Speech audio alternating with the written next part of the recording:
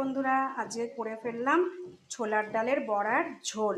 প্রথমে তেল দেবেন, জিরা, গোটা সাদা জিরা, তারপর গোটা গরম মশলা, তেজপাতা, শুকনো লঙ্কা দিয়ে টমেটো, আদা, কাঁচা লঙ্কার পেস্ট দিয়ে ভালো করে কষাবেন। এই যে পুরো তেল ছেড়ে যাবে।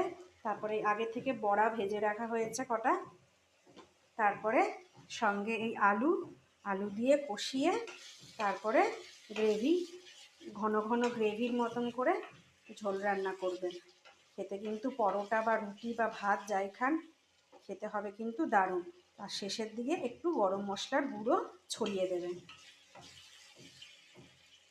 আলুটা কিন্তু ভাজিনি, আলুটা কিন্তু কাঁচাই আছে।